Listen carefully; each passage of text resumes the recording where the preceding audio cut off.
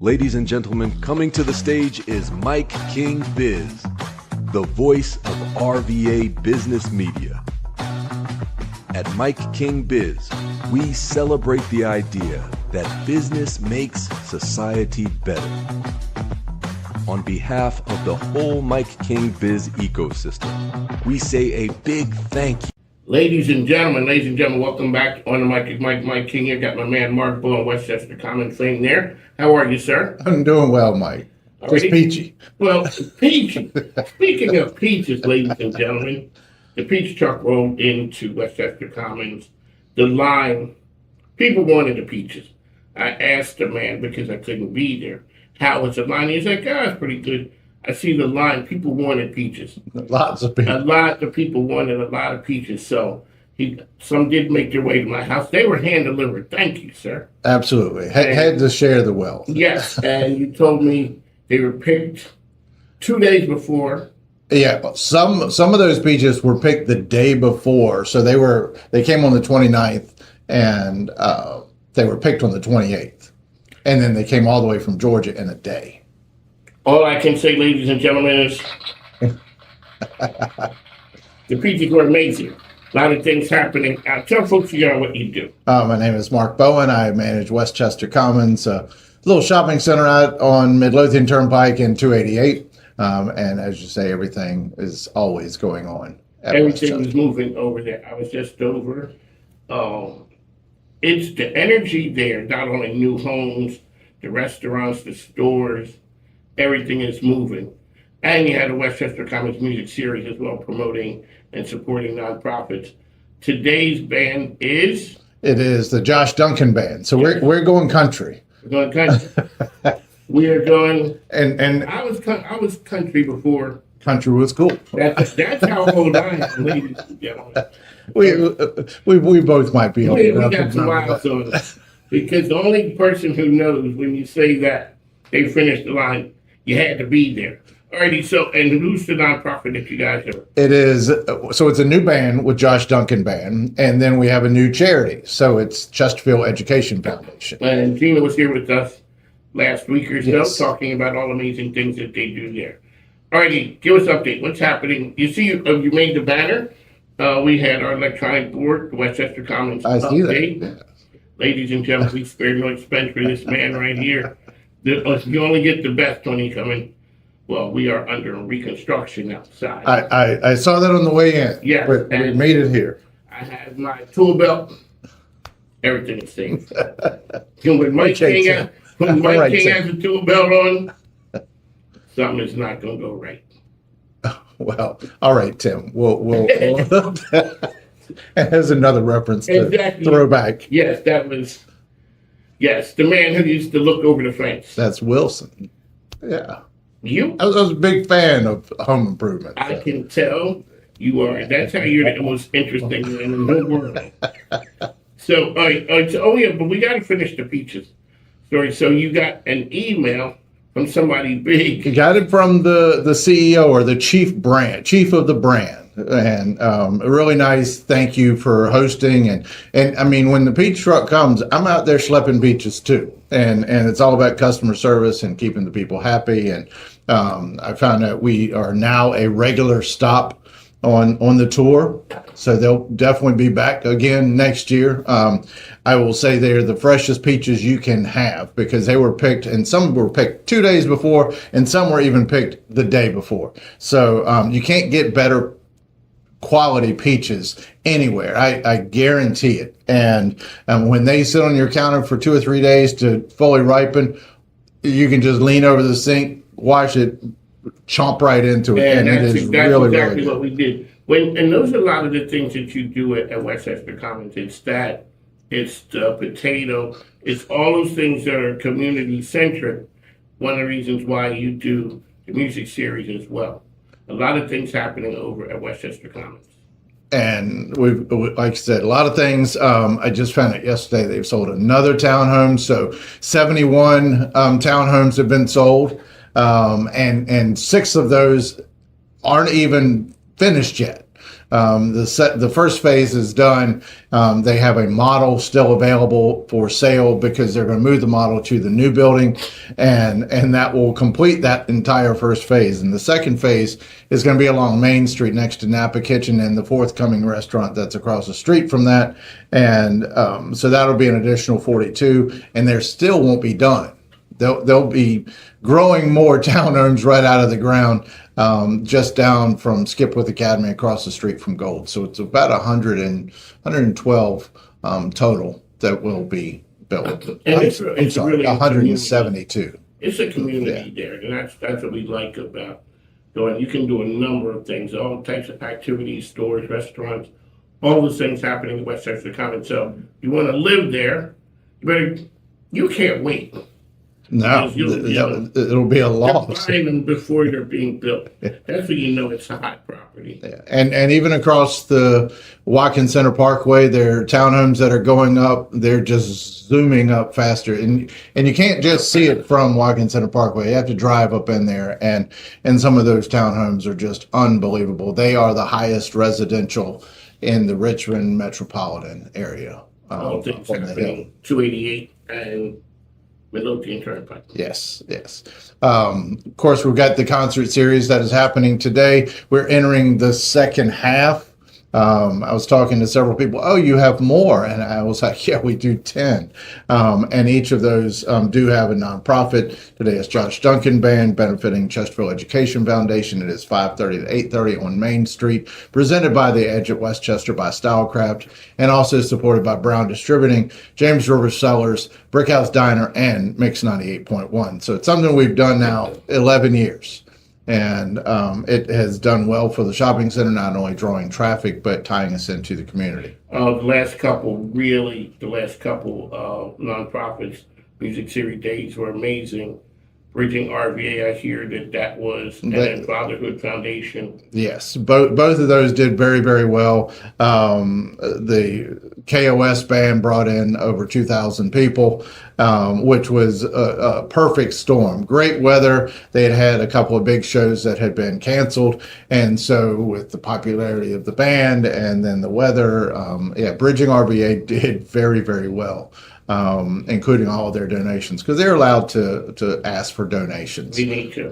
And that way, it's not just the donation part, but it's the attraction of new volunteers, new friends. So it does become a friend raiser. Friend raiser, love the term.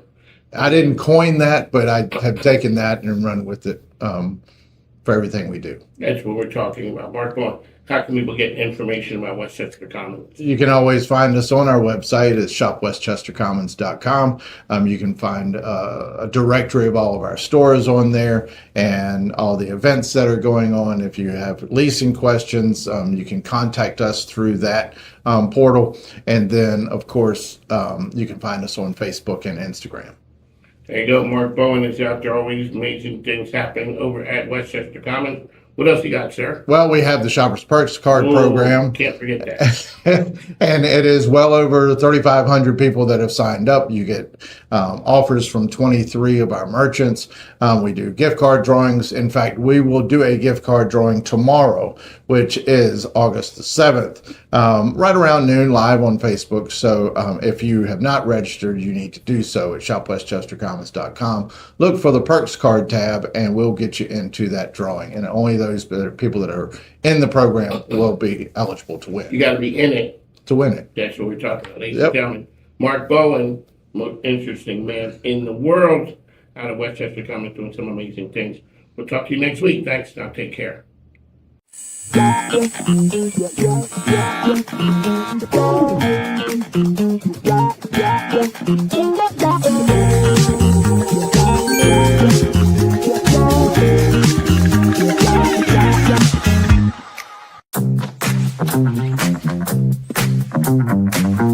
Are we really doing this? It's your call. Call Federal Credit Union, your best call for mortgages. Ladies and gentlemen, welcome back to Under Mike with Mike King here, the Google gal Lizzie Morrow there from Third Marble Marketing. How are you, ma'am? I'm fine. How are you Welcome today? back. Thank you. Do you have a song in mind You said there's a song for every situation. When you look at me or come in, what song comes to mind? Well, when I look at you, I'm thinking about websites because I'm thinking I'm going to give a tip about a website. And Because, well, hold on, we got to stop you. can I even say the name of the song I thought on the air? Is that like? Yes, we want to hear it. So I've seen some ratchet, bougie, nasty websites lately. Ma'am, we want to know, where are you hanging out to see those type of websites? Apparently in all the right places where they are needing my help. So you had told me before, as the person who is viewing the website, I see one thing. You see what goes on behind the curtain of the website. Yes, I do. I do. And that is where you see the disturbing stuff? Sometimes, but sometimes it's, sometimes the best place to hide something that's ratchet is right out in the open. I mean, I'm not joking. There are things that I've seen lately that, wow, that's on your homepage. That's about as helpful as a box of rocks. You know what they say? There's somebody for everybody. There's somebody, when they look at that page, they're like, wow, that's it. I've been waiting my whole life for that. Hopefully. No, there is. But the stuff that I'm seeing is not things that are going to help that person convert to a client. So what I'm talking about that I'm seeing, so you have these buttons that are call to action buttons. Yes. It's like call now, Call me. or There's learn more, or register now, or whatever. If those buttons aren't working, then that conversion can't happen. So what I've been seeing lately is a lot of buttons that look like a phone number. You click on it, it tries to open up a FaceTime app, but it goes nowhere. There's no, the phone number doesn't work. So, as the talking head said, do you want to be on that road to nowhere? We're on a road to nowhere. That's what you are when you're clicking that FaceTime that takes you nowhere because it's not hooked up. Or the learn more button that you click and it goes to a 404 page. Oh my goodness. Ma'am, yes. I thought you were going to give me something. What you want? With more juice to it. What you want? What you want? I thought I was going to get something good. Well, not the. If you press it enough time, that goes to the 404. My point here is, if you are a business owner and you have a website, don't just trust that everything works. Things happen, people make mistakes. Push those buttons.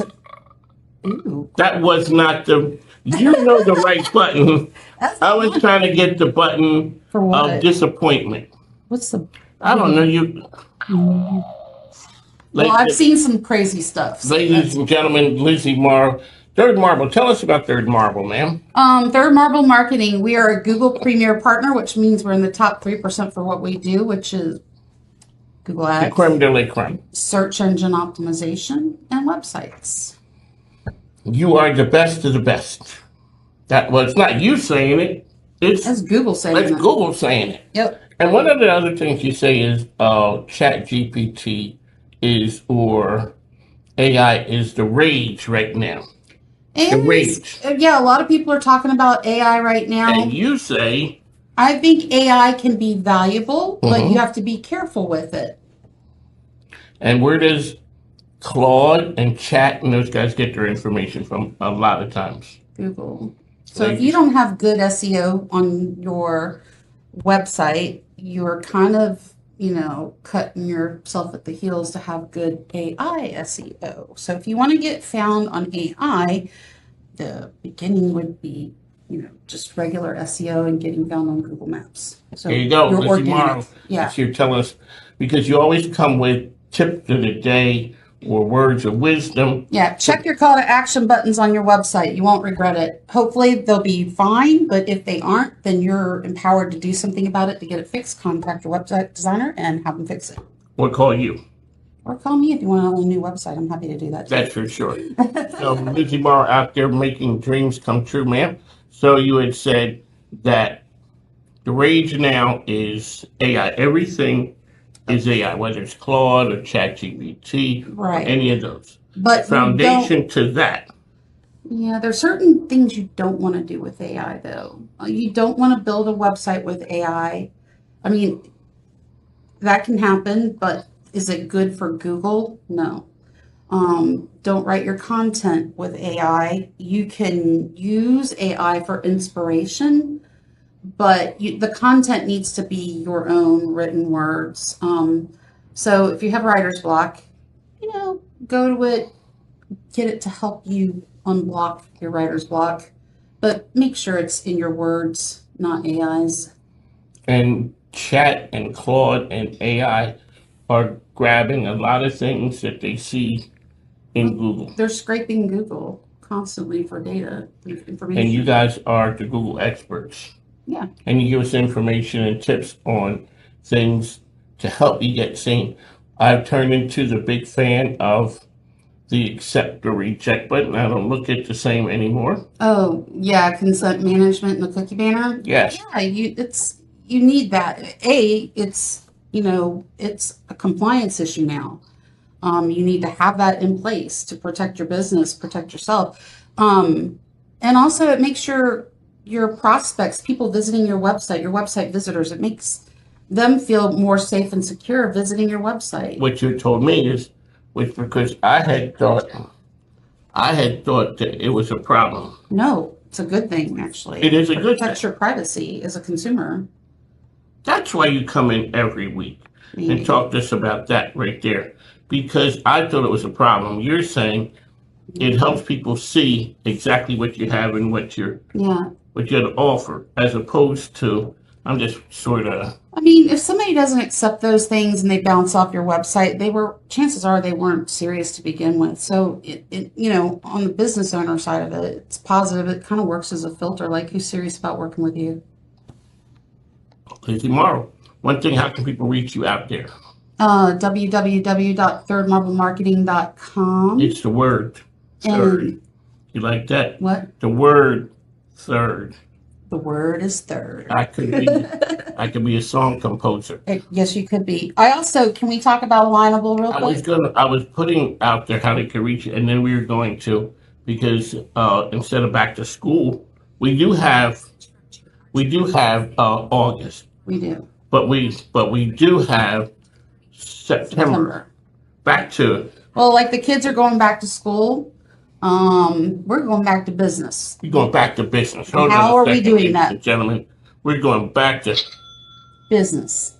That's right. So we're offering a free workshop for business owners. It's in person in our office. It'll be on September 8th, which is a Tuesday from noon to 2. You can go to our website and register for that if you're interested.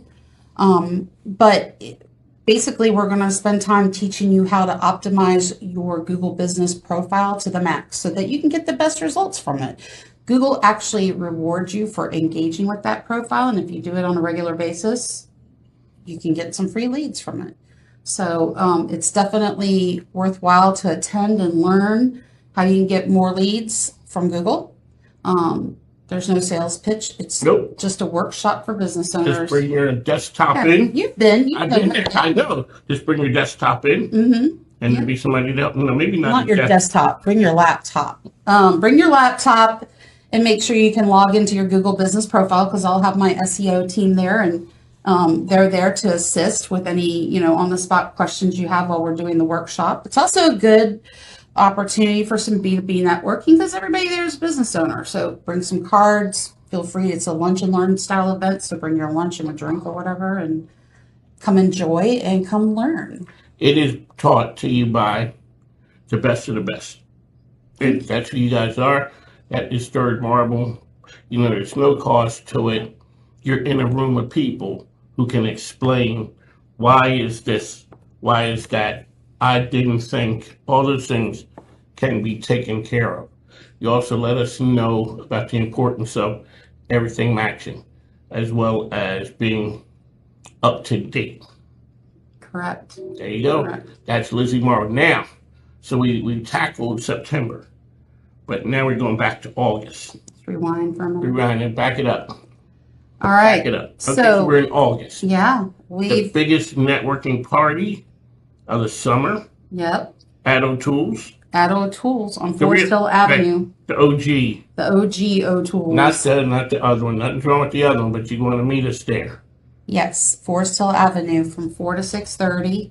It's the first Tuesday of every month. It's the Alignable RVA after hours. It's a happy hour event. Well, happy 2.5 hours actually, but That is true. It's not a happy hour. It's a happy couple of hours. it's a happy couple of hours. It is. And everybody's going to be there. Yeah. And if I want to meet something a little weird, I say you because I'm like, hey, Lizzie, you're saying, well, this person, I don't need to meet everybody. I want to meet everybody. I want to meet a person who does this. And Lizzie and her team, there you go. We'll escort you and make an introduction. You know, networking, if you're new to it, it can be difficult. It can be awkward. It can be hard to do. You're stepping outside the comfort zone.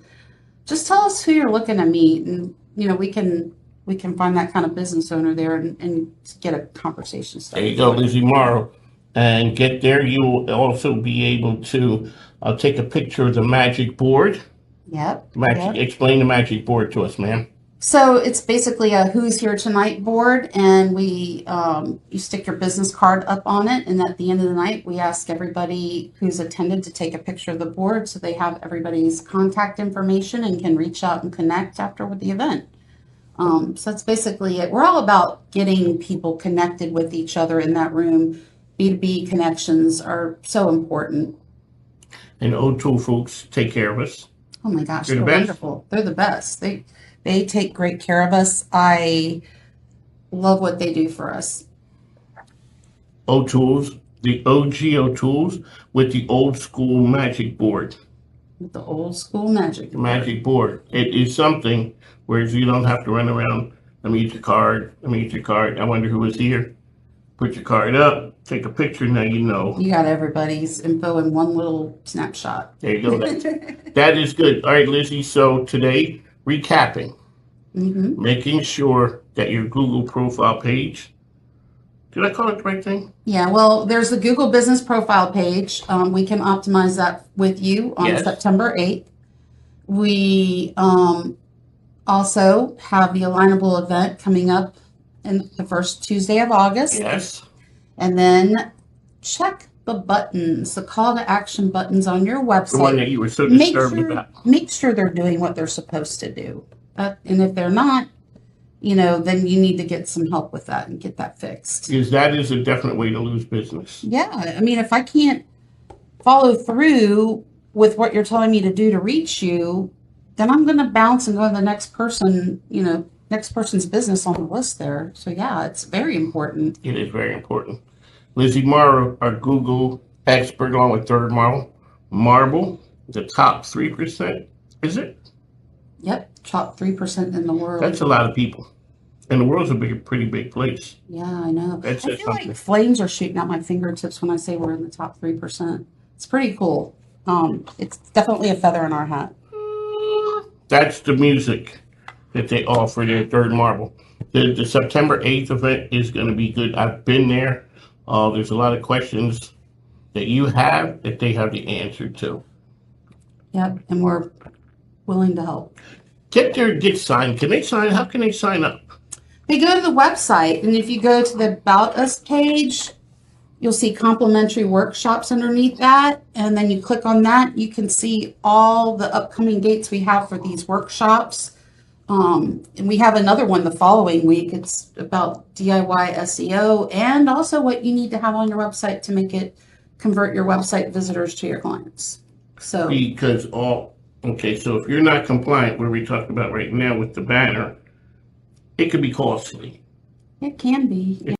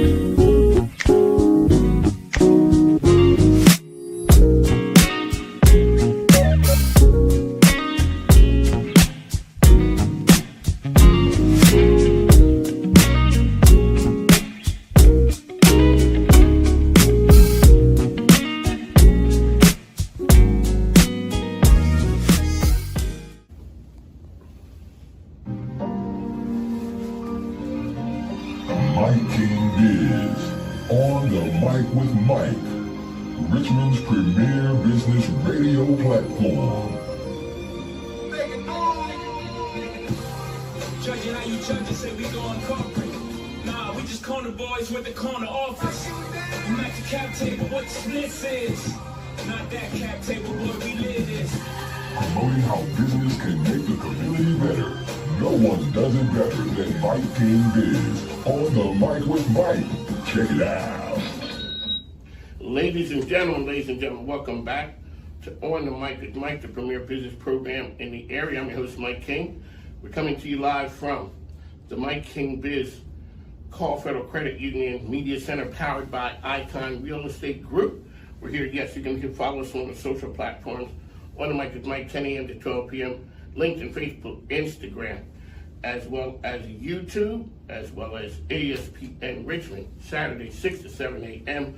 In the East. That's what we're doing. Everybody knows this is the premier business radio program, but I am on ESPN. Everybody knows I'm a big NASCAR fan. Stock cars are the thing. Like I said, I used to be an open wheel. Went to NASCAR, went and stayed. Favorite group is the Hendricks team. Yeah. That's my team. Next to me, I got a young race car driver. So, did you ever hear the term when Dale Jr.'s mother-in-law said to him, "Do you want to be a rock star or a race car driver?" I have heard that. I guess he's kind of both of them. Oh, yeah. If there's anybody, I always ask race car drivers, is it as cool as it seems?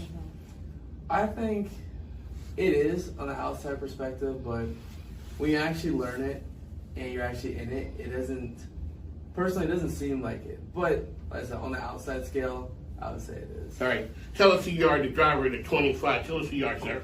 I'm Devin George. I'm driver of the 25 late model stock car at South Boston Speedway. Okay. What level of racing is, and I asked you who your favorite driver was. Because back, I don't want to sound like the old man, but back in the day, people had to come up through the series. And you had to start in like the mini midget cars. And then something new kind of happened. And there was a guy, William Byron, everybody, he's called Willie B. You saw him, and it was sort of your story. Tell us how you got started and why him. So yeah, I got started on a simulator called iRacing. I mainly heard about it from William Byron's story.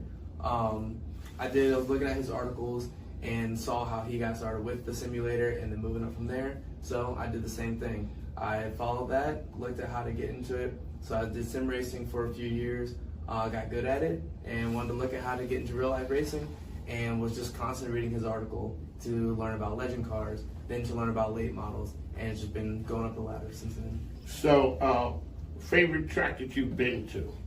My favorite track to race on probably has been South Boston. So the short tracks we've had a conversation. South Boston, there's a lot of banging and bumping and all of that. What's the best part about that? Swapping paint, just race carring. What I love about it is, especially with the late models, is that you gotta have more art to it than just hitting each other. But having that close contact, dooring each other and stuff, it just adds to that short track feels like you're trying to get everything out of your car, everything out of the moment to be ahead of the car in front of you. I asked Bubba Wallace when I met with him and interviewed him, when do you know you're ready for that next level? Honestly, it just kind of, once everything starts lining up. Like, I know when I made the jump from legend cars to late models, I had finished second in points out of 95 drivers for the whole year. So at that point, and knowing the direction I wanted to go, some doors started opening for me, so that's how I knew. It's just when things just started lining up to take that next step. Have you ever heard of Destiny Spurlock? I have. Yeah. Shout out to Destiny. So she's made the jump from 2 wheels to 4 wheels now. Yeah. Went over to, what is it? So was it always NASCAR type cars, or have you ever looked at any other type of racing? It's pretty much always been NASCAR. Now I am interested in other stuff, like maybe like IMSA, like the GT3s. Sorry, well, what is that? That's beyond me. You're throwing around some technical terms. So, yeah, IMSA is like the road course racing. They do like the 24 Hours of Le Mans. Oh yeah, okay, yeah, I got it. Yeah. Yeah, they do all those kind of racing. So he has the GT3s, and all the prototypes. So if it wouldn't be NASCAR, it probably would be that. It would be that. Yeah, but I've always been set for NASCAR. Alrighty, so you, and I said, asked you about so many other local tracks too, so you had raced up at Dominion? Yes. What's the difference between, say, a Dominion and the racing that goes on there and, say, South Boston? The main difference is like kind of characteristics of the track. So Dominion's a lot more banked, which means you can kind of turn in the corners better, you can carry more speed, so you have to race it a little differently. South Boston's a little more flat, plus the way the apron is at South Boston, you can run it, so it creates another groove of racing, which you can't do at Dominion. So just how you strategize, how you set people up to pass them is just completely different, and how you have to kind of race the cars. Some, like Dominion's a little more momentum based, South Boston's a little less just because it's more of a short track feel. So we had said that, brought up NASCAR and the whole Drive for Diversity, all those things, programs that they produce some people. Yeah. They, Oh, yeah. So who was the last one? Was it Dan Suarez? Was like that last group of people who came through that program? Or there were people sort of, he's like one of the last big names that I remember. Yeah, so the most recent two has been Rajah Caruth and Okay. LeVar Scott. Yeah, Rajah Caruth now, he's racing in the 88 for Junior Motorsports part-time in the O'Reilly Series. And then LeVar Scott had been in ARCA for the program for a while. And then he is now in the O'Reilly Series full-time. LeVar Scott, he's not from here, is he? I don't believe so.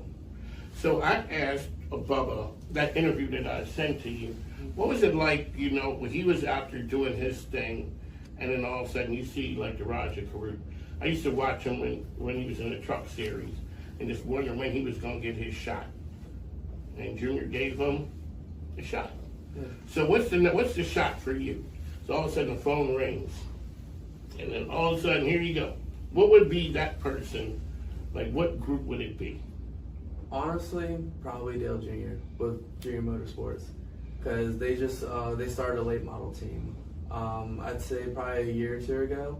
So to be able to do a full-time series in that would just be like a really big milestone for me, especially with his being in O'Reilly and just since he's constantly expanding. Yeah, and he is visionary, and I just like the way he operates too. And when he went to Hendrick, so for folks who are not NASCAR fans. His father, one of the greatest racers of all time, and he passed away, and it wasn't really a wreck. It was, but it wasn't a big wreck that you normally see. And the way Dale Jr.'s opened the doors for people and the way he operates on business, I really like it. When you go to Richmond track, when you stand there and look at the track, what do you say? Man, I could be over here doing this. Yeah, I honestly do. I kind of envision myself like whenever I go to a big track like that, I can see myself racing here one day.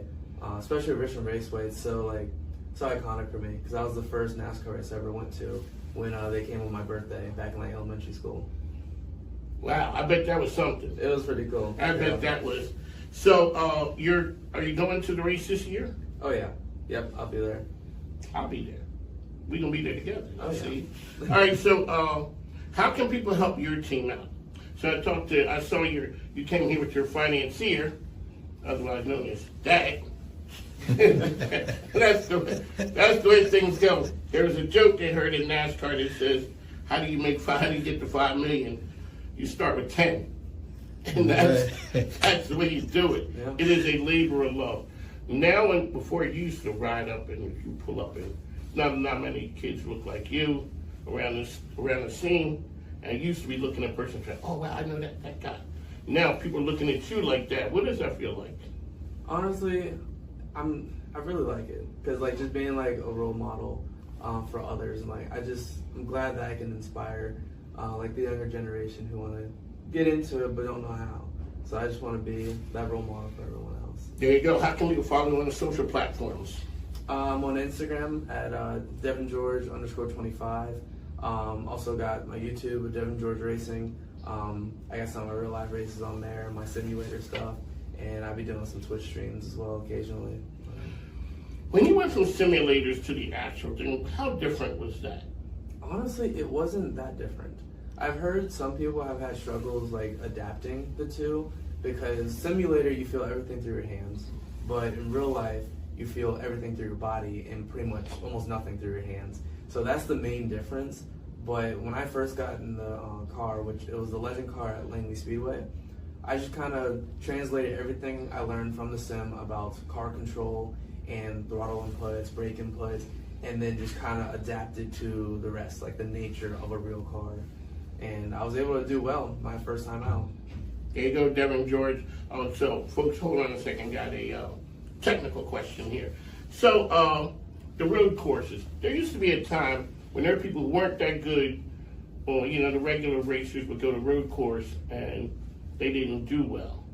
Or you see road course guys wouldn't do. Now you see guys coming off of regular tracks and go over the road course and do pretty good. Or the other way, like SVG, goes, you know, he's able to go from being a road course guy and winning races. What's the difference? You think now it's easier? Honestly, it kind of just depends, because I know like road course racing in general is more difficult, in my opinion, than oval racing.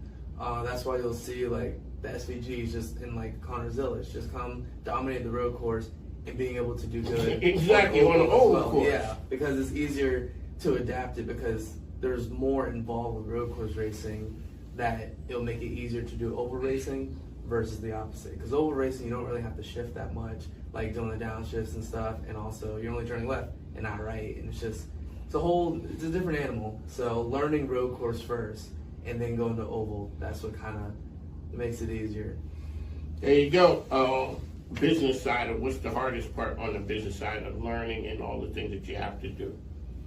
Honestly, just trying to keep up financially, really. That's been, the main deal.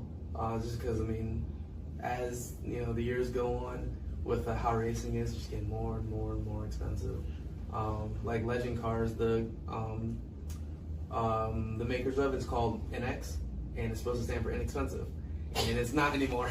So it started off as like an affordable way to race. That if you wanted to get into it, that's how you do it. But as things are advancing, they're getting new stuff in it, new motor regulations, and if you want to keep up, you got to spend a lot more money than what you did. Even just 5 years ago when I started, it's like double now what it was when I started. There you go. Make sure you support them. Instagram, how can people find you again and how to reach you? Devin George _25. That's going to be my main platform. I have all my stuff on there, all my highlights throughout the seasons, and all my links to like my YouTube and Twitch and everything like that. There you go, Devin George. Make sure you go ahead out and support them.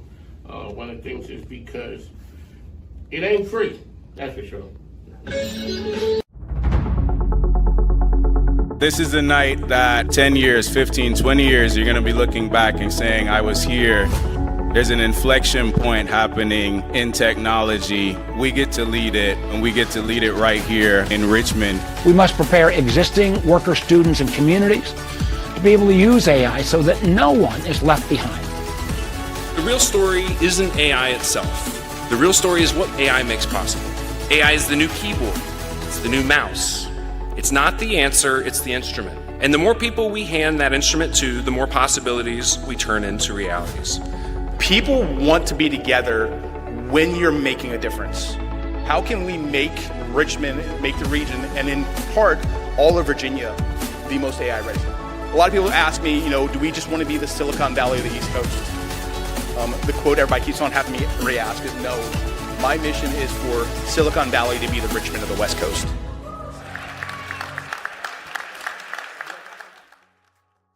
Hey, it's Kelly Lemon from the Virginia Wayside Furniture Studio for an all-new episode of 8 at 4. It's Kelly. All right, here we go. Hey, it's Matt Pachilli from the Virginia Wayside Furniture Studio for this food-filled I'm episode. Kelly Lemon. And I'm Michael Paul Williams. And welcome to the After the Monuments podcast. Happy playoff season, 804 football fans. For the Richmond Times-Dispatch, this is Jeff Shapiro. I'm Justin Lowe, food writer for N4 Magazine and dining critic for the Richmond Times-Dispatch, and I'm here to tell you where Richmond eats. Our marketplace is accelerating at an unprecedented rate. At Lee Enterprises Virginia and the Richmond Times-Dispatch, we are investing in the tools, talent, and technology to tell your story through a fresh lens, lifting local brands and helping businesses grow. Let us help you amplify your message, reaching the right audience at the right time. Welcome to the Road to Richmond bracket unveiling.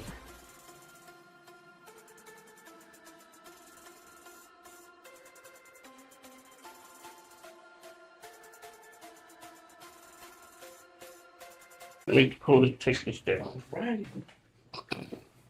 We are sent.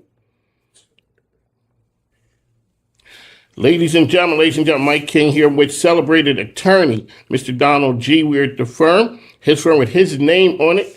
Sir, I would say welcome to the program. Well, welcome to the program, but we're in your house. Well, thank you. I'm glad to be here. Thank you for coming by. Alrighty, so we are the business program in Richmond. That's what people know me for. People know you for being an attorney for a year or two, 40 years or so. I've got 4 decades behind. 4 decades. Yes. Well, now you celebrated there, but now on the business side, you tapped into something that business owners, nonprofit leaders would find very interesting. What is that you're doing now? Now I am working with what we consider to be a platform for health benefits. It's an overlay or a supplemental health plan, but it has tax implications to it. And with that, it does wonderful things for individuals who may be on that scale where they can't afford to go to their doctor sometimes just because of the copay or the deductibles that they have, or they can't afford some of the prescriptions. And this overlay or supplemental plan provides free doctor visits. It provides no deductible for your PCP, and it also gives you prescriptions for over 600 prescribed medications. But what's most important about it is for any individual who is working out here in today's times, they have the ability to get a net increase in their take-home pay because of the tax strategies behind this. So that helps the business owner and the employee. It's a win-win situation. It's a win-win situation because with this, the employee gets these freebies, so to speak, because they have a net zero to them, but the employer also has benefits, and that employer gets to reduce their FICA taxes down. And if they're in Virginia, Virginia is part of what's called the National Council on Compensation Insurance, and the tax effect is to reduce their workers' comp premiums, and it does that. And I'm a living, breathing because my firm is on this. So people are leery, people are skeptical. It may sound too good to be true. Absolutely. I hear that all the time. But the critical part of it is, give me those minutes to talk to me. I'm one of those personable individuals. I will come to you. I've flown to Kansas to talk to individuals. I've flown to Hawaii to talk to individuals. I've been in South Carolina and Florida dealing with this because it's effective in all 50 states. But if you give me the time to talk with me and allow me to do what we call a census, and that's to show you where your savings are, show you where your money is going and why and how we can help you reduce this down, I think that you can become a customer of ours. It makes sense. So it is not just for really, really big. Someone may think, it's just me. I got 3 people. I really don't have the bandwidth. We're not a big organization. And you say? I say to them, whether you are a company that has 50,000 employees or you have 2 W-2 employees, I will come to you, because just as you being small, it doesn't mean you have small income, but I still want to be able to give you the experience of understanding what you could be saving with just those 2 individuals, and I'll come to you. One of the times people were talking about skeptical, sometimes lawyers be a skeptical type. You guys look at things always, making sure that it is something that works. You looked at this and said, this thing works. Well, moreover, I've read every document that applies to this. I've read their legal opinions from ERISA, legal opinions from attorneys who vetted this through and through and through. And every conversation that they've had with the Internal Revenue Service and the Department of Treasury to vet this and or to make sure they're in compliance with the 2 Internal Revenue statutes that this is made out of. And so, yes, but moreover, what's important is my firm, for the last 2 years, we have been a part of this. And my staff has used it, and we've gone through now 2 tax seasons with it, and my CPA says there's no issues with it whatsoever. Ladies and gentlemen, Mr. Donald G. is here with us, and the name of the firm is? The G Law Firm, but the company with the new venture is SGH Business Solutions. So if you have an organization, so it's a for-profit, nonprofit, it works for everyone who is out there. It works for everyone who is doing their taxes under the Internal Revenue statutes. There you go. That's the word. Mike King, Mr. G, is here with us. Just make sure you contact him. There's money there. Don't leave things on the table. There's opportunities.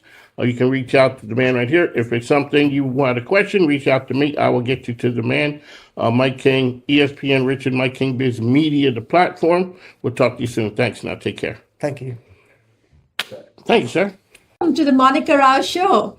And today I'm so excited to have Mike King with me here. And we're going to be talking about a number of different things. But one of the big things that I'd like to start sharing about is what is energy? What do we understand as energy to be? This is a topic that's been it's a buzz around the community and around the world. Everybody's talking about energy these days. So what is energy? And the way I look at energy, it's like leadership. People may not know how to explain good leadership, but they could write a book on bad leadership. We know when somebody comes around and has a good energy, because we know what it looks like or feels like when a person they don't have that good energy. In the military, I've been in the Army for a long time, and when we went to a course and say that you didn't want to be there anymore, we never saw you again. We never saw you because I'm barely holding on myself. The last thing I need you to do is start saying all the doubts in your mind. Yeah. So we try and keep and foster good leadership. That's why I always ask CEOs and leaders, how do you instill good culture? So I think good culture is first cousin or brother and sister to energy. You know when it's good. You feel it. Exactly. Yes. So he's absolutely right. It's you absolutely know when somebody exudes good energy versus not good energy. And so if we understand what that is, I think it's easier for us to sort of navigate it within ourselves, but also, how to sort of work around other people to sense that in them, but also within us. So today's topic is really about energy. And I really want to get to the bottom line of it, right into the weeds as to what is it and can people sense it? Even if you don't know you're sensing it, you actually are. So let me give you an example. Let's say this. For example, I left my house, but I'm feeling really, really upbeat. Just like Mike said, I'm feeling good energy. I'm feeling happy. I'm feeling more centered, grounded. And then I walk out into a public environment. Maybe I'm at a mall. Maybe I'm at an airport. And I'm the kind of person who can sense people's energies, right? What if I couldn't sense it? What if I was just a normal, regular individual that didn't know that there's something known as quote unquote energy that existed in this world? Energy is everywhere. But let's say, so I walk into a mall, a crowded mall, maybe I'm walking in an airport. And I'm sitting there, and there are people sitting around me, everywhere around me. And I just look around, and you all are probably doing the same thing. You're looking around, and you're just not communicating with anybody at all. Not communicating with anybody, but you're just looking around. And all of a sudden, when you felt really good energy, you felt yourself feeling upbeat, positive, all of a sudden you feel as if something is dipping down. Something in you is dipping down. Maybe then you hop on that plane.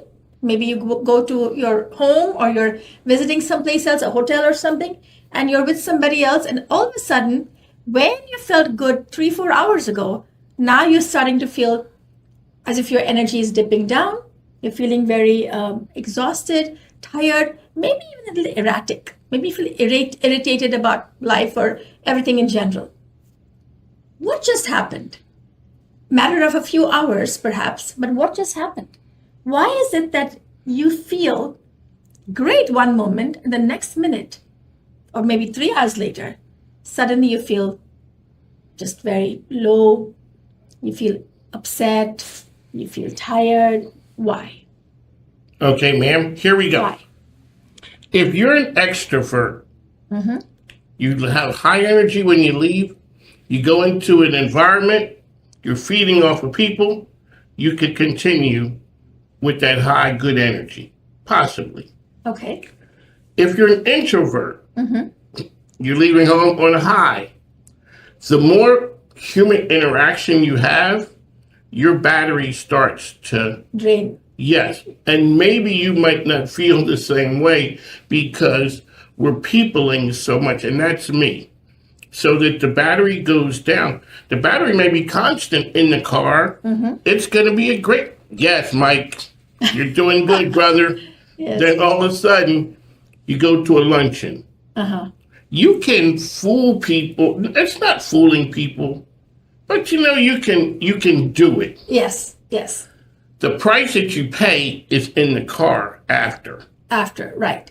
And so that's exactly right. So when you come back home and back to when you're out in the public and you're okay, but you come back home and you feel absolutely drained, pooped, because you're so exhausted from. So what just happened in that space? So the episode today is all about coaching everybody, how to really understand that. What is happening in that moment? Even when it could happen in a split second. A lot of people that I work with that are my clients will say, but well, Monica, I was feeling perfectly fine. And then this particular person shows up 2 minutes later, and all of a sudden I feel upset, I feel angry, I feel drained. What's happening in my space? Well, multiple things are happening. The biggest thing that is happening is that when there's a person that shows up who's having lower energy, meaning that person's already angry, already upset, already hurt or sad or something like that, and you're generally feeling okay, right? We have something known as auras. We all know about auras. I carry my aura, he carries his aura. We're sitting together in this closed space. Our energies are actually intermingling, right? Our auras are interconnected. So what happens is, usually when somebody is on a high energy and someone's a low energy, the person who's in the high energy, that person's energy kind of dips down into the one that's on a lower energy. So what happens is either it'll balance out or it may topple. So the good person who has good energy will dump all of that energy because the one who's on a lower energy space is sucking out that energy from you. So a lot of people will tell me, Monica, this person is my energy vampire. Oh, I forget. Have you heard that? Yes. Yeah. So I hear this all the time. What can I do to protect myself from this person sucking out good energy from me? This is true. Energy exists everywhere. Energy is everywhere. We cannot escape it. It was never created, nor will it get destroyed. It's there. Can it move? Yes. So when I work as an energy transformative healer, what I'm doing is I'm working with this energy that exists around everybody. And how does this energy actually impact Mike or somebody else? We're able to, energetically, I'm able to tap into people's energies and help them address where is that energy draining from? And what are the symptoms that this person may exhibit that determines exactly what is happening in that person's space, in that person's mind, in that person's body. So even though we're talking about energies around us, it is as if your skin has pores, right? Through the pores, these energies can enter in and it can actually impact you positively or negatively. So many a times I get clients who come to me who have physical issues, pains, aches in the body, ailments, illnesses. It could be emotionally they're having issues. Mentally, they're not feeling great because they've been through traumatic experiences or abuse in their childhood, or they've just had a death in the family or somebody like that. These are the many ways in which a person's energy gets depleted. So when they come to me, when we're tapping into these energies, these divine energies are communicating with us, we're able to see in that person exactly what could be wrong. So it's like a read. So energetically, we can get a snapshot of every human being and know exactly what is bothering them. And so once we determine that, then I am just an observer. I'm not doing the work. A lot of the times people will say, well, thanks, Monica, you helped me doing this. And I always say, the energy has helped you. I'm just here as a bystander. I'm just here to support everybody. I'm just here to hold space. But the one that really is doing the work is not me. The energy is doing the work through this body into your space. And so what can happen in that initial example I gave you about this person going to an airport, sitting there amongst lots of people, and then going home after 2 to 3 hours and feeling absolutely drained. What has just happened in that person's situation is that that person, even though he was sensing everybody's energies in that airport, right? He didn't know that he is actually, quote unquote, an empath. Now, many people are empaths. Empaths are people who can feel other people so much to the high degree that it affects them. I was that same person back when I was a little child as well. And that ability, I have to say, has deepened and expanded since my near-death experience. I have been able to really, initially it feels like it's a negative to be an empath because you feel drained all the time. But there are tools and techniques that I was able to tap into. And it does not affect me, really. I see clients from literally 4 a.m. in the morning all the way down to midnight, sometimes even later than that, because I have clients all over the globe. I don't get tired at all. I don't get exhausted. Really? Yes. I have the same energy that you're seeing now in me through the night, through the evening, through the day. I don't get tired. It's because the energies are doing the work through my body and I'm not. So it's like the energies of other people that show up in my space for a split second. So just so I can know what's happening in somebody's body, physically, emotionally, mentally, spiritually, and in many other forms, right? There's so many energetics that exist in so many different dimensions. And the reason why it doesn't affect me is because these divine energies come and flush out anything that has come to me. In that split second, it's washed out. It's like Snapchat.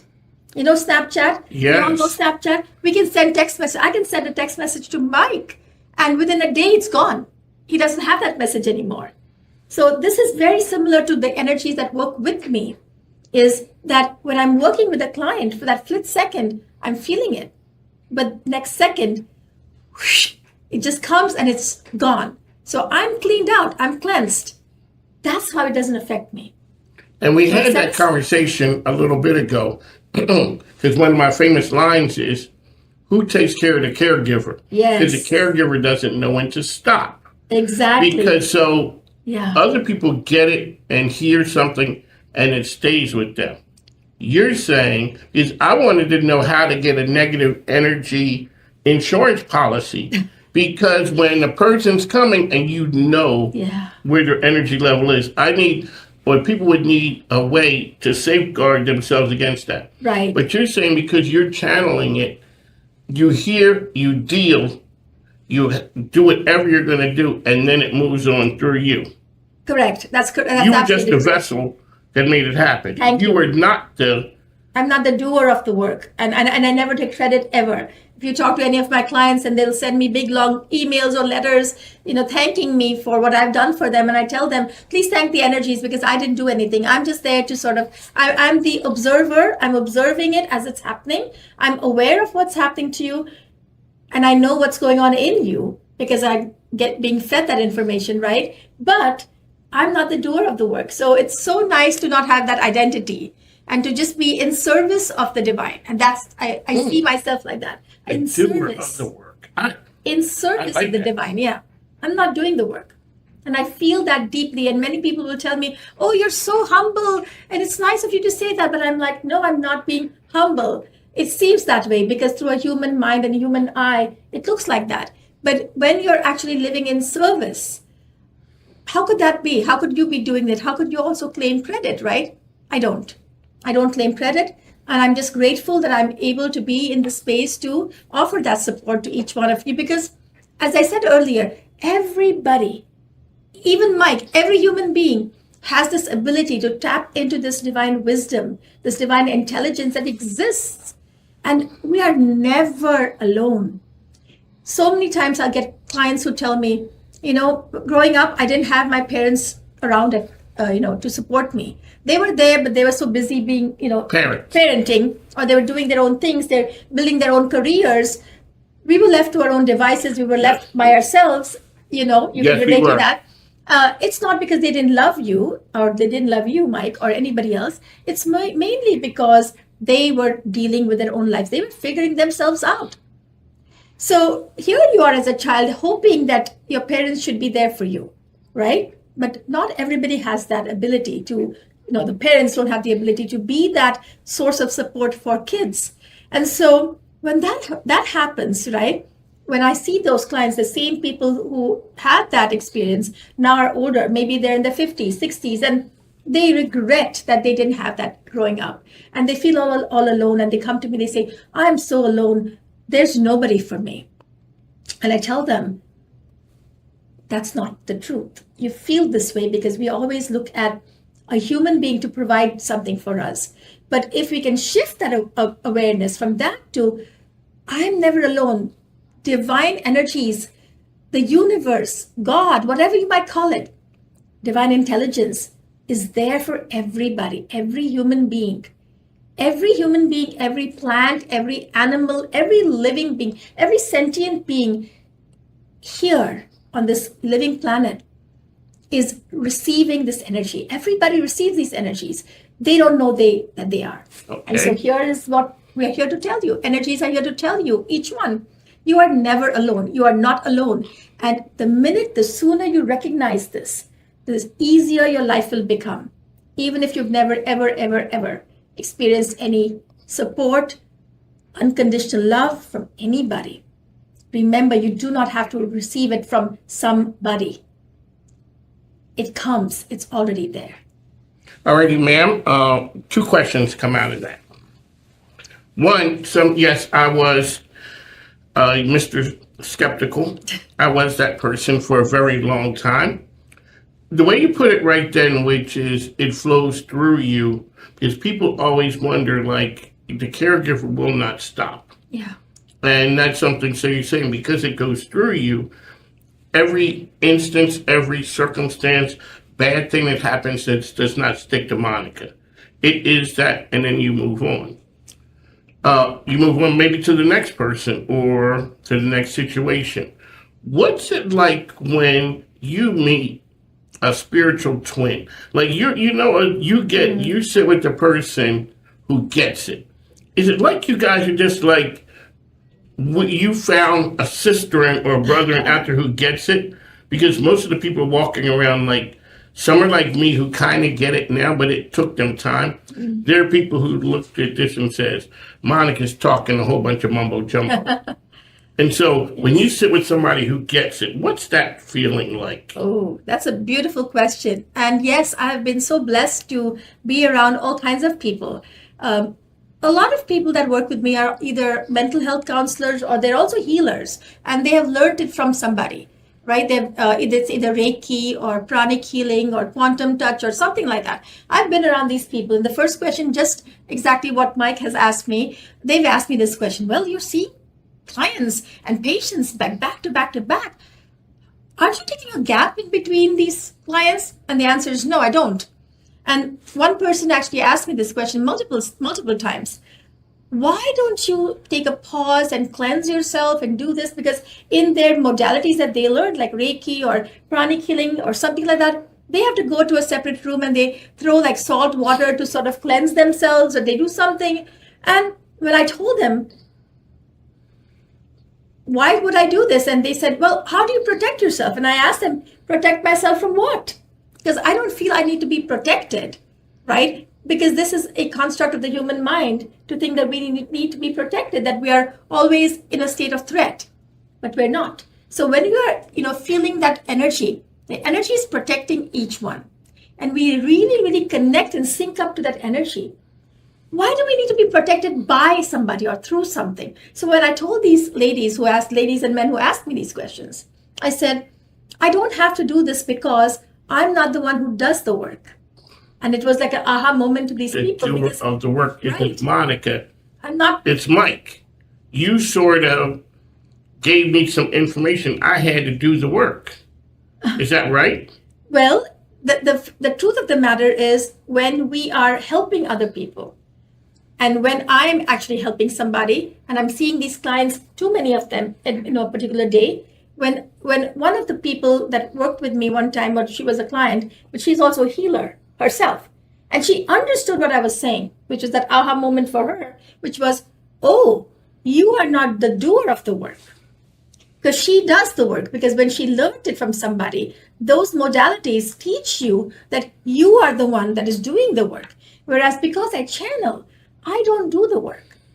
It does it through my body. My body is just as a vessel, just like you said, Mike. It serves as a vessel to help be that space holder, to hold space for Mike and for anybody else who needs this work.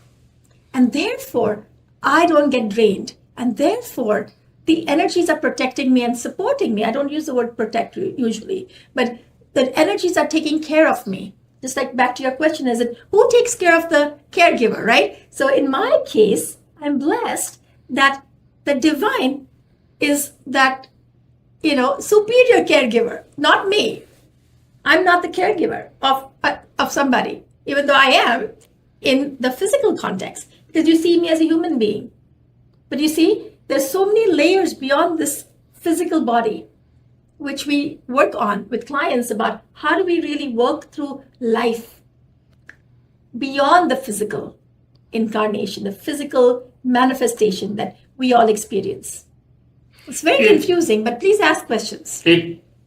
So because I came from a religious background, this sounds, so a person who is skeptical is going to want to find holes in it. It doesn't work. I don't know about these other things. But when we're sitting here talking, it sounds like religion. No. But it sounds like it. You're right. It does sound like religion, but then it's like, okay, it's the spirit. Yes. It is somebody. Absolutely. It's not me. And sometimes you hear pastors say it. Yeah. I've heard rabbis say it. Yes. I've heard like the Buddhist monk, he would talk about. Yes. It's the vessel of the person, the information coming through them, so it doesn't stick. I don't know what's going to come out. Like I asked you before, you can just sit down in the microphone and start talking. Because you're saying one is kind of like channeling. Yeah, right. Do you get here's another technical question, ma'am.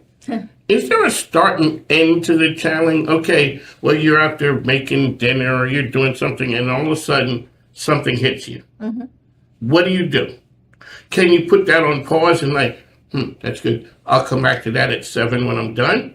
Or do you have to deal with it and engage with it at the moment? Oh, that's a fantastic question. You ask the best questions, Mike. I need to have him on the show all the time. You ask the best questions. So yes, that's a great question. So in channeling, what happens, what I have experienced, and I'm sure there's so much more to it than I'm probably just scratching the surface, but where I am at this point, what I've understood is just like he's saying, if I'm making dinner and I get this message, it just comes, and that's what channeling is, that's what intuitive nuggets are. It's not when you're actively thinking about something, it's when you're not, when suddenly the message comes through. So this is a perfect example he's given us, which is if you're cooking or you're doing something and this message comes.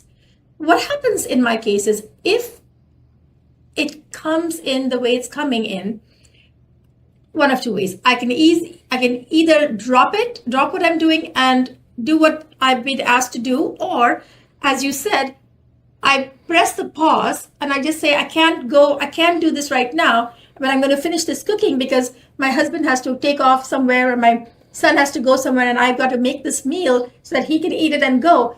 I'll just stop it. But what happens with the channeling is that every single time that same message will recur again. Oh, really? Yes. It comes back again in the same loving tone. There's no pressure. It's not like, do this right now. Although sometimes it does say that. Do it right now, because if it's a life and death situation, or usually it's not about me necessarily, it's concerning a client. It could be concerning a friend. It could be concerning, my kids, my husband. It's nothing always negative. That's something I want to make clear. We had the conversation about that earlier. Yes, it's not always negative. Can it be good at some point? So even the negative. So what I want to also explain to you all, everybody that's listening, is that what we consider negative is actually not negative.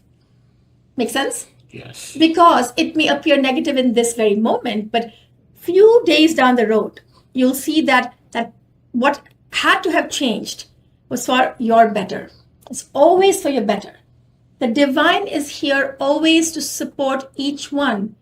Everything that's happening to you, good or bad, is always for the betterment. And also when I, have been able to actually tap into this energy, and as they're sharing it, what they're saying is that through the human mind, there's always a dichotomy. There's always like two things. It's known as duality. There's always good, there's always bad. There's always up, there's always down. There's always right, there's always left. They're two extremes of a spectrum. But actually, the minute you're arising, the minute you're actually growing in your spiritual ascension, the two extremes, the two polarities, they soften. And we all come down to this neutral space. So that's why the good and the bad actually fuses into the one space, which is, it's not good, it's not bad. It's just an experience. Make So sense? yes, I like the one where you said, it's not bad news. It may seem bad now. Yeah. But 2 days later, yes, you look back and say, well, that's why that thing happened. Yeah. Okay, so Monica's here with us. It's the Monica Ralph Show. So do you sharpen those or like your skills? Mm-hmm. Or is it, okay, I was 8 years old and I'm telling adults Yeah. something, okay, as you got on in life, did it get sharper or it was what it was when I was 8? It was what it was when I was 28? Or the level of empathy that I have increases because I've sort of sharpened the skills? Yeah, great question. So, again, returning back to everybody on this planet, every human being, every animal, we all have this connection, this intuitive ability. Everybody has it, whether they admit it or they don't. So the difference lies exactly what Mike is saying. When we're little, it's hyper advanced. We all are born with it. Yes. You won't believe it, but we are. Every child, if you notice kids, and I love working with kids. I have lots of kids I've worked with along the years. I love working with kids because they are so tuned in. And they don't think twice about it. The fears come in, and that's when all of these, our abilities kind of stop dead in their tracks. So to answer your question, at age 8, and then at age 20, and at age some other age, can it sharpen? Absolutely. It sharpens the minute we pay attention to it. Every single time you're paying attention to it, it is deepening, it is sharpening. So when I was very little and I would say things that sounded pretty outlandish to my parents, I'd be like, this uncle is coming, to our house, or this aunt is on her way. And, we would have, this was the time when there were no cell phones and there were no regular phones also. They showed up, or at the very most, they would send us a trunk call. I don't know if you all know what a trunk call is. Basically. No, ma'am. Okay, what exactly is a trunk? A trunk call is like a telegram. So they would send a written note through the telegraph or something, and we would receive a note through the postman that would say, this uncle is leaving particular town and he's going to arrive in a month. So this day is when he's arriving, something like that. Okay. That's what. So we would get those messages like that, or through a calling system, we'd get a call that says in codes, like in literally, it's like typed out, saying this person is arriving at this time on this train or something like that, right? So when we would get these messages, we would know for sure. But I'm talking about when I, as a child, would know something before that message has come through to my parents. And I would say something to my mom or dad, saying something like, this aunt, this uncle, something or the other, coming or whatever. And they never looked at me as if I was making it up. A lot of parents do that. And I guide parents now and I work with them. Don't put your kids down. Don't think that they're making something up, because they are the most cued in. When they are born, little kids are very cued in already to that energy. Okay. And they already know it. And that's why they're so spontaneous. The more spontaneous you are, the easier this gets. So when I coach clients how to develop their intuition.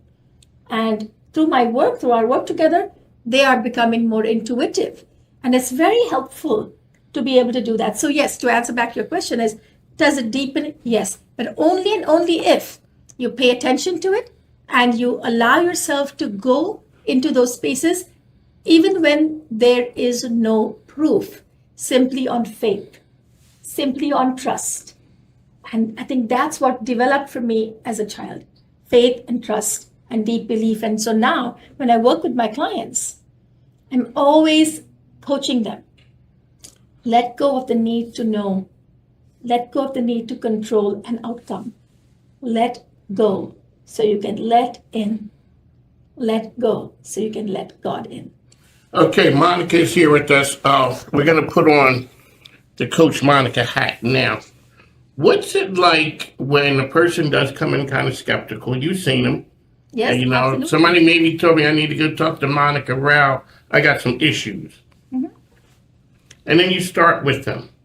You know they're skeptical. You see it. Yes, absolutely. And then one day, the light came on, and you noticed it. What's that feeling like? It's a beautiful feeling. If I may, I would like to share a story, an example of a client that I worked with. Everybody might enjoy this. So this was a young man. He had just graduated from high school. He started working. He wasn't in college, but he started working somewhere at his family's company. And his dad wanted me to work with him. And he was dropped off to my house, to my studio.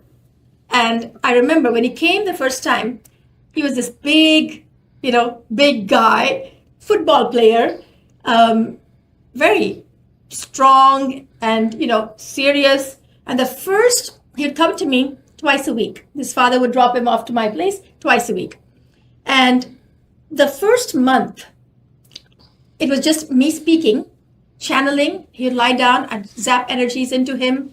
He'd feel good and he'd keep coming back, but he was very skeptical. And one day, what happened was the energies told me something about this young man that was not known to anybody. It's very, very private. And I shared this with him. He was sitting and listening to me as we were channeling, and something came out of my mouth and I said something to him. And he looked at me. All of this time, remember, for the whole entire month, he would just stare at me. He didn't want to be there, clearly. So he was a total skeptic. He didn't want to be there. He's like, my dad is making me come here. And that one day into the month, the energies told me something very, very, very private about him. I won't share it here, but I'll say it's something very, very private. And the first thing he looked at me, he was laying down. He sat up on his setup and he looks at me and he says, how did you know this? Who told you? And I said, I just know it. And he said, wait, nobody knows this part about me, not even my dad. Nobody knows it. My dad is my closest person to me. And I only listen to my dad. And nobody knows this about me, not even my dad. So I'm absolutely baffled as to how you would know this. And so when I told him, I said, I don't know how I know this, but I just know it. That's what I tell people, because I don't know.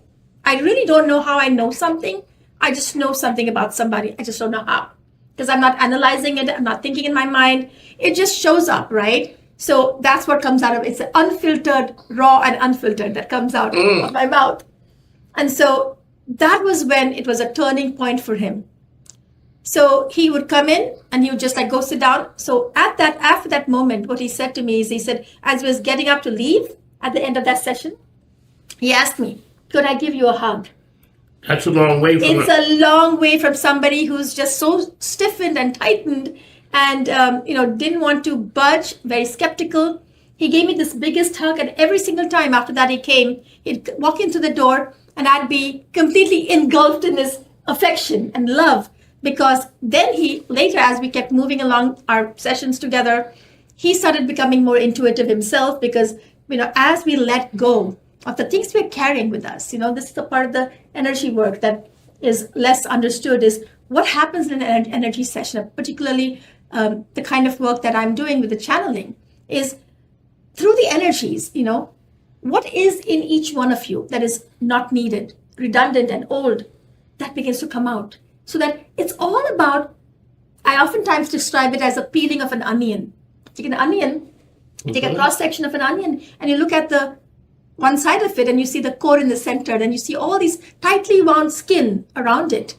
So in our work, what happens is those layers begin to fall apart one by one so that we get to the core. And that core that each one of us has is connected to this overarching energy that I oftentimes talk about. Even if you cannot see it, can you see electricity, by the way? You can't see electricity, can you? No, but you know it exists because when you flip the switch on, light comes on. So the energy is kind of like that. It's everywhere. It's universal. It's not tied to any denomination. It's not related to religion. It's just energy. It's pure energy. Religion is man-made. This just exists. This is just divine energy. And so this young man, when we kept working together for a lot of time, many, many years, right? He was a changed person. And he would tell this time and time again, you've changed me. Monica, you've changed me. From this person who's completely tight, constricted, contracted, and just adamant about everything, not wanting to do this, he softened, he relaxed. I think a lot of the times when our mind is controlling us, we become very stiff, we become very skeptic, but really we're meant to be just open, free. And that's when the flow we talk about, really, you know about the flow, right?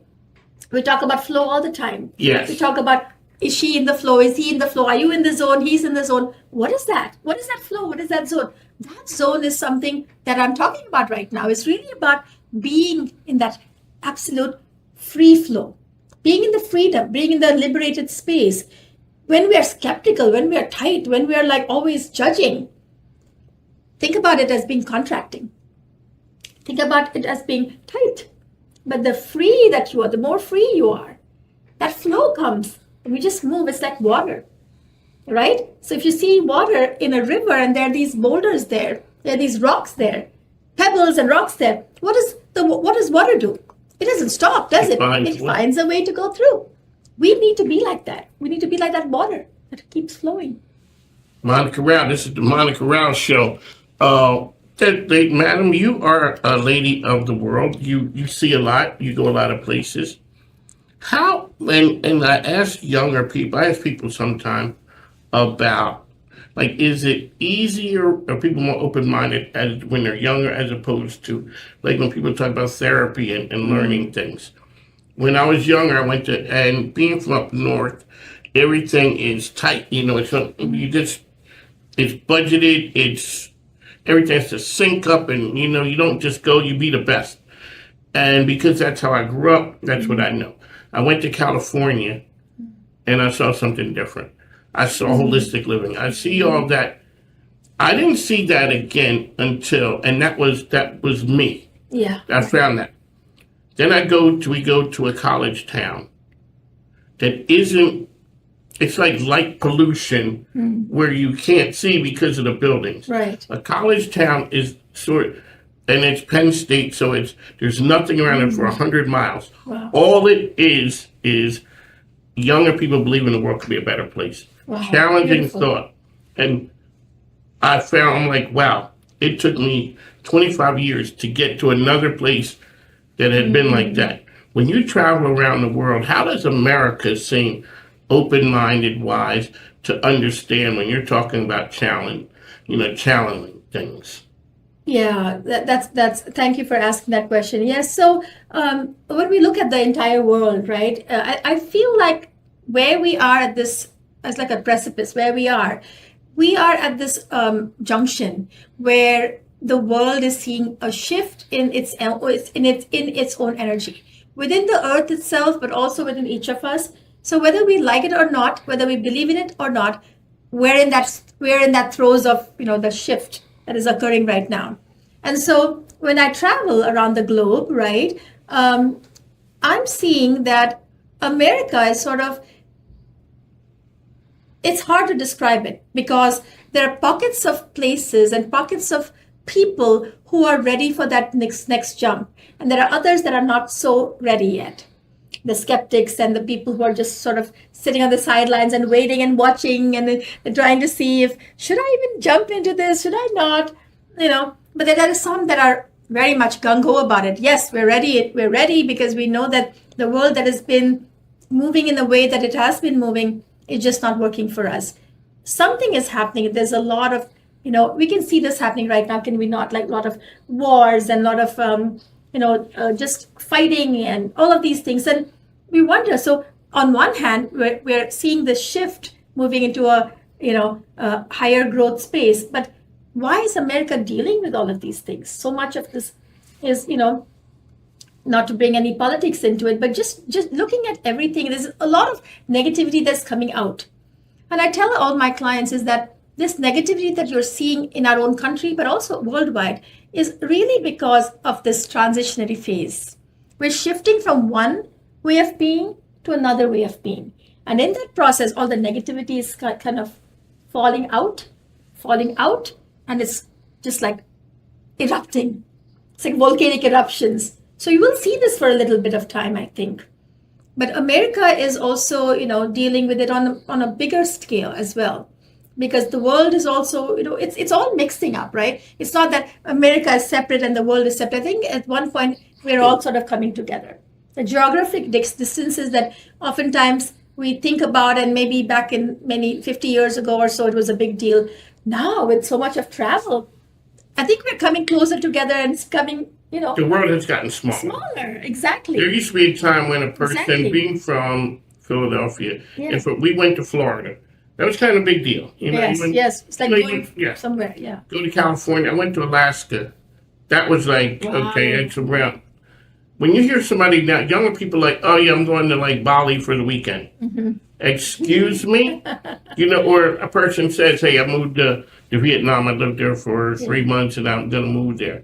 The world has gotten smaller, cell phones, and it really has connected us. Monica Rao is here. All this wisdom that you hear, ladies and gentlemen, so you are a speaker.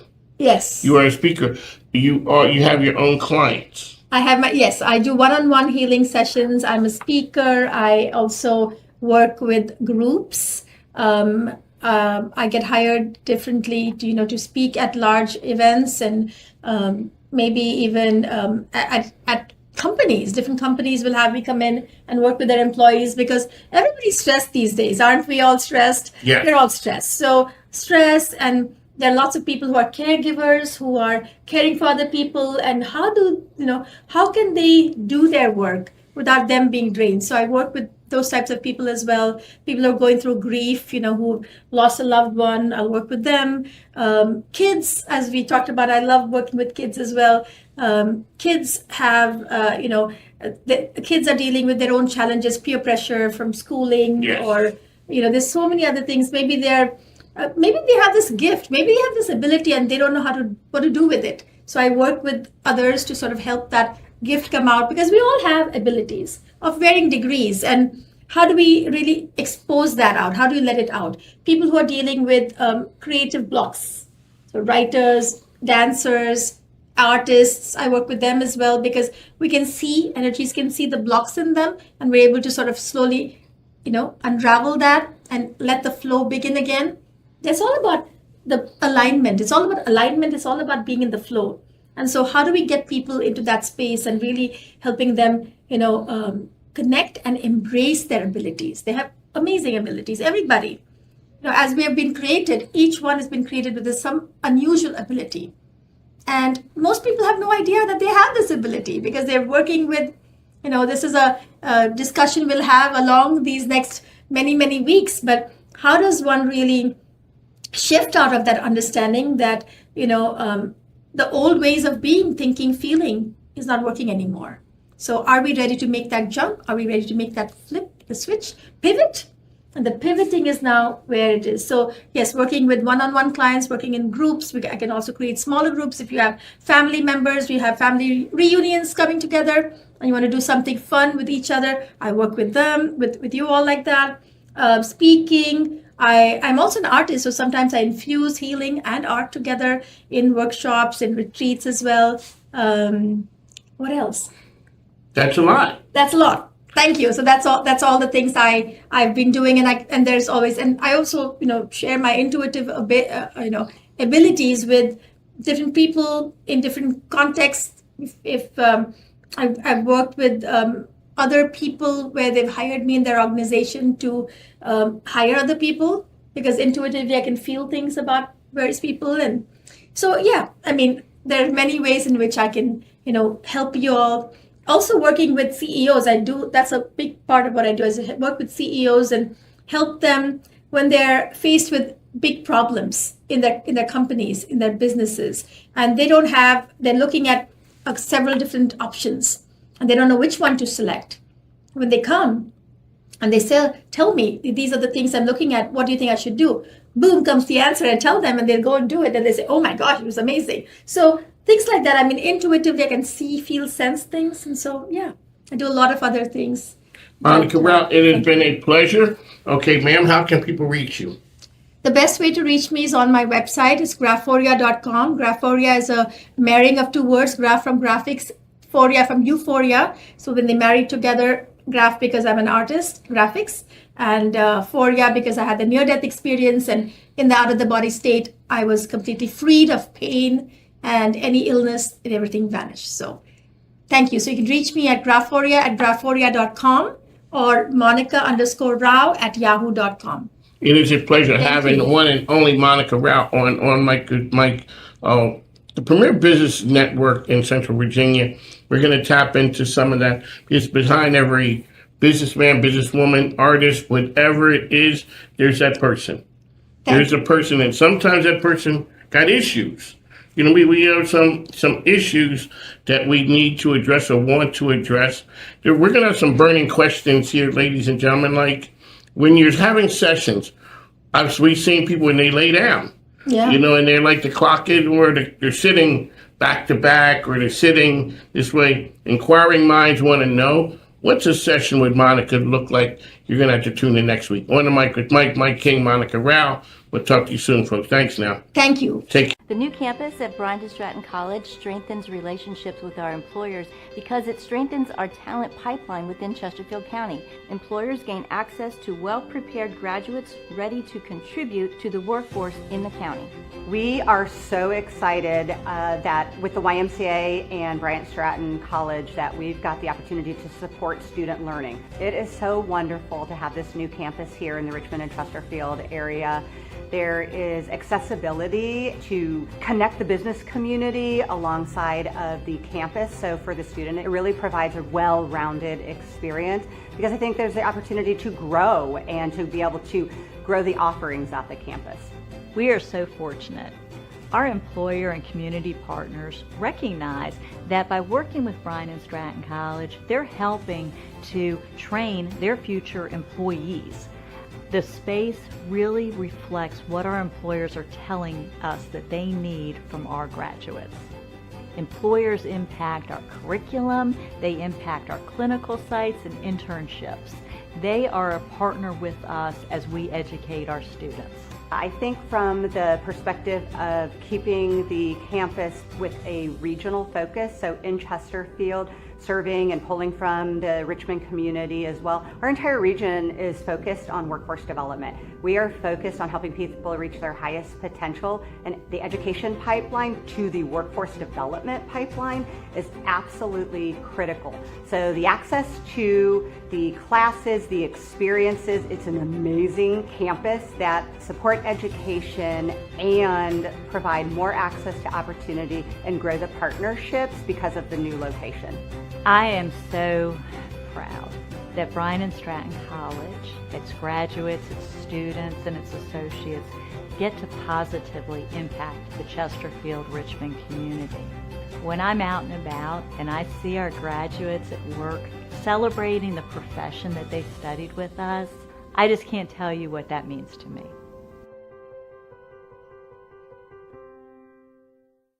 Ladies and gentlemen, coming to the stage is MIKEKINGBIZ, the voice of RVA business media.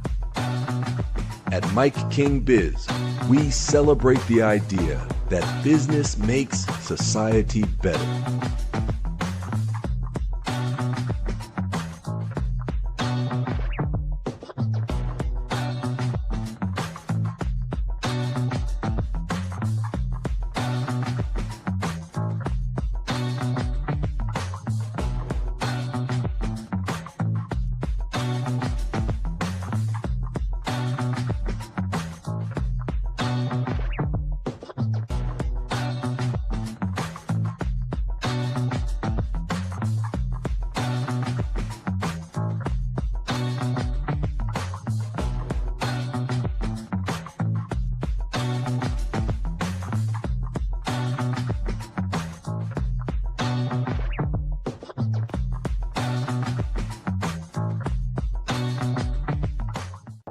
Jani-King coming to you from Crossroads Arts Center. It is the 3rd annual Mikey Awards. This is an amazing night we had here. We are honoring 8 individuals who are doing some amazing things in the community. It is a celebration of business in the RV area.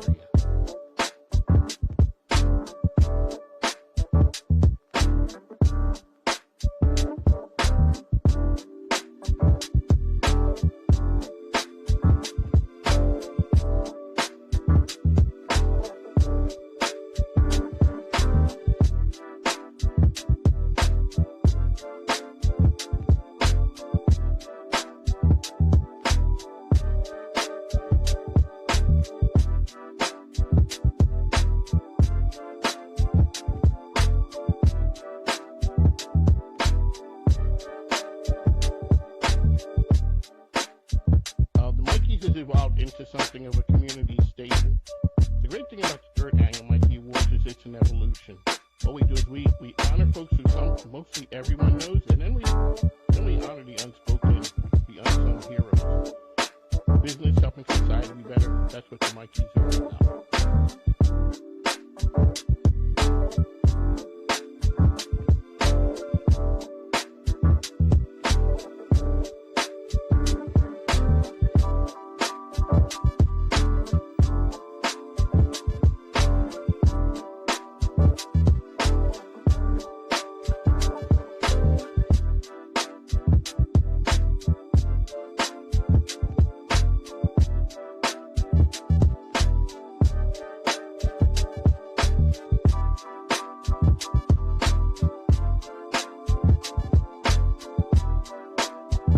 Like to say thank everyone for supporting me. MIKEKINGBIZ, I'm out.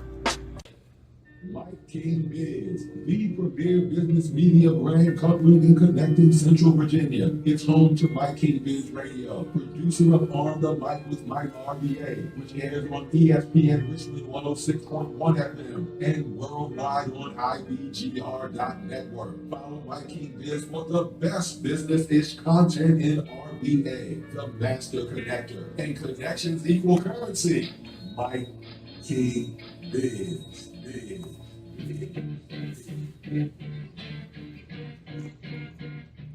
Ladies and gentlemen, welcome back to On Mic with Mike. Mike King here, coming to you from the MIKEKINGBIZ Call Federal Credit Union Media Center, powered by Icon Commercial Real Estate Group. They're here talking to young entrepreneurs, business folks, students who are out there, 2 gentlemen making magic happen in the community. We're going to start on the end. So tell us your name. My name is Malachi Johnson. You know, I might have to work on my radio voice. I mean, he even came here with the, with the bass in his voice. Even Got to. Well, the man said he has to. All right, so tell us who you are, what you do. I am an entrepreneur. I have a business named Tiovani. It is a clothing brand. I started it back in 2022, but recently I have just started it back up. I'm also in school at ODU. I'm going into my senior year, and that's a little bit about me. What are you studying over at ODU? I'm studying sports management. Well, he's in the right place. Yes. He is definitely in the right place. Yes. Next to him, we got a race car driver with us. Devin George is back in the building. Racer number 25 car. It's here. Well, no, hold on, sorry. I didn't steal your thunder. Hold on a second.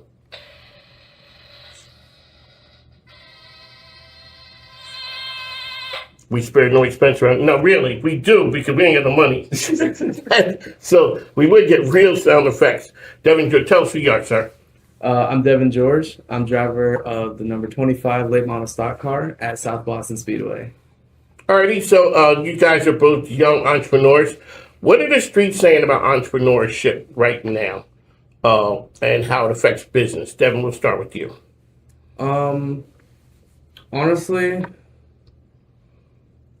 don't have too much to say about it. I'm not more on the entrepreneur side of it, but just seeing it on the business side, it's definitely a lot different than how it is.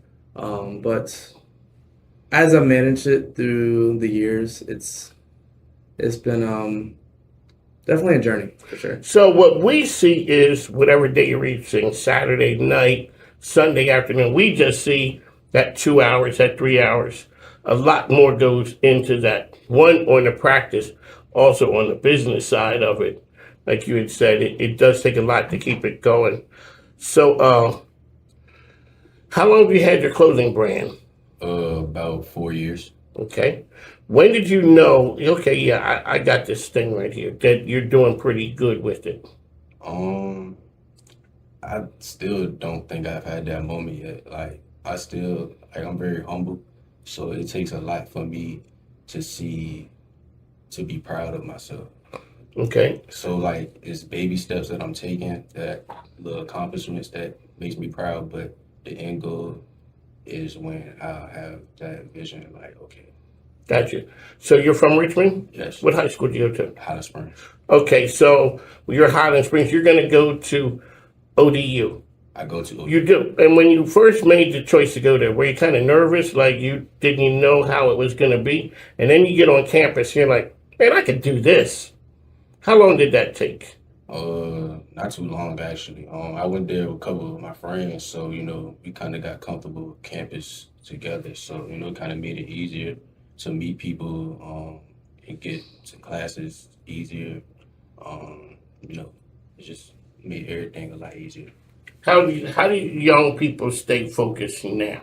I hate that when they're young people. But, we didn't have a lot of choices back in the day. We didn't have 400 channels of foolishness on TV, social media where it's everything, every moment of the day. How do you stay focused to do what you need to do?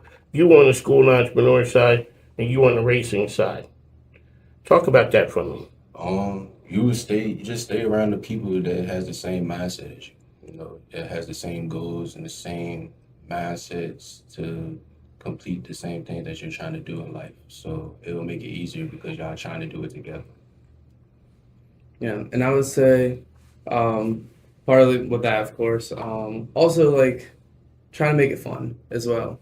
Because like if you get too caught up in the stress of it, it'll be easier to drift away. But I feel like if you try and make it, fun and entertaining for yourself out of it, like when I have to practice on the simulator, instead of looking at it as just a practice tool, I would be able to find other friends that would do it, so we do it together. So I'm growing, but also having fun and something to look forward to. Sometime when I sit in a place, I got a demo, a promo that says, what is Jay-Z said, how many billionaires come from Ho's crib. I look at this right here. I got a race car driver and a student who's taking sports management. This is the straight up LeBron type thing. And I tell people that's what I do. If there's ever been two people be in the same room starting out at the same time, it's that when you look at people, back in the day, people thought LeBron and his team it was just his crew, his homeboys. They don't look at them like that anymore. They don't. And I joke with people and say, kind of like, who would want to be LeBron James? People trying to steal your kids, mess with your kids and all that. Who wouldn't want to do the part of Maverick Carter or Rich Paul? You're making the moves to be the king maker. When I look at you two guys right here, you build something, it's like superheroes. I roll with a crew you'd never see me by myself. You've been in the studio, and I got all types. My lawyer is 32. He's a young brother. He goes to rooms with me because he may not be able to get in that room. You tell people, oh, I'm a NASCAR, I'm a race car driver. It stops people. They're like, what? What do you do? But we also got to give a shout out to your sponsor folks. With some of them in the room who are here. Corey is here. TaylorMade is a brand that I've rocked with for some years now. So that's the thing we talk about is a little bit picking your team, picking your crew. Talk about how important that is. Honestly, over the last couple of years of racing, it's a bigger deal than even knowing how to race. In some cases. Even starting out with the team I was with, it was a little rough getting started because we may not get all the attention as some of the other guys, so we wouldn't get the equipment and stuff, and it kind of hindered me. That was kind of my bottleneck was the equipment I had, and then even another team I got with, I've always been limited by the equipment. So that's why you got to choose the right team, but also it comes with cost to get with a better team, essentially. But I mean, after going through that, it's easier to find the people that you know that will help you out, and once you do, then it'll make all the difference. Like especially when we met Corey, even everything he's done in this short amount of time, it has been like tremendous more progress than my last few years of media stuff and everything. It turns into making magic happens. It's like when you're out there, you're trying to you're going to ODU, and all of a sudden the light comes on. What was it about the sports management side that kind of piqued your interest? I've been around sports all my life. You know, I played basketball since I was about 4 years old. So, being in the aspect of the management side of sports has always fascinated me because, you know, you don't see that much work behind the scenes, but when you actually behind the scenes and see what goes down, it's a lot of things that will blow your mind. So I tell people when we just saw the Knicks play, and you know they win the championship. I'm from Philly, so that hurt. That hurt. I mean, it did hurt. Plus, my wife's from New York, so you know I gotta all that. But the king is coming. Big year coming. The king is coming. So shout out to my Philadelphia, all the teams, and we ride with ours till the wheels fall off. That's what we do. But I tell somebody when you look at an NBA team, that worst guy who never plays was a star everywhere else he was at. Right. Now, he can't get time. But when you look around there, everybody knows the players make money. How many people in that arena make $500,000 or $1 million off of something associated with the game? You got the people who deal with the concessions. You got the people who deal with the floors, facility. All those things, the person who makes the signs, that's all places where you make money, and it's about being in the right room. The only thing a lot of people see is the players. The players. Oh, yeah, those guys. You know how many people run here making a bunch of money? Or you're sitting around with my friends. I go to NASCAR events. I sponsor VCU basketball. I take my friends with me. That's the flex. It's like, yo, you want to go? Because next thing you know, somebody says to you, oh, you got a brand? Oh, yeah, I got a brand. Or there's an internship over here. Did you ever think about it? No, I never heard of it until you showed up. And next thing you know, they changed the course of your life. A person you're after you meet, Corey says, you know, hey, I want you to come. Next thing you know, you're here talking to me. You never know who that person is going to be who can open doors up to you. Alrighty, one last time, how can people reach you and how can they help out with the racing, with your program? You can reach me on Instagram at DevinGeorge_25. It's also got my links on there for my YouTube channel, my Twitch, my news streams, and my Facebook and everything. And best way to support is, I mean, always looking for sponsorship. That's kind of the name of the game with this. So the more I can get, the better results I can get, and the quicker I can go up, and the better chance I have. Malachi, how can we reach you, and what can we help you with? You can find my clothing brand page on Instagram at Tiavani Studio. All my other social medias will be on that profile as well. Also, shoptiavani.com, and thank you. Go. Where are you guys based at? Midlothian. Okay, you're south side. And how about you? Richmond. Oh, Richmond. The city or Henrico? Henrico. There's programs here that has to do with whether it's economic development or opportunities to help out entrepreneurs who are out there. They're doing things as well.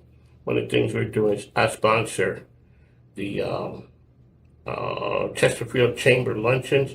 One of the times we want you to come there and show them what a real race car driver looks like. That will. Part of the flex is when you show with your people. Like, so I get invites to a lot of things. I ain't going because it's nighttime. I'm old. I don't feel like it. But when I go with my friends, whether it's boxing matches, we're sitting there. Last time they sponsored, so Johnny Johnson at 6335, he sponsored a boxing match. I mean, it felt like he was in Vegas. We're sitting there.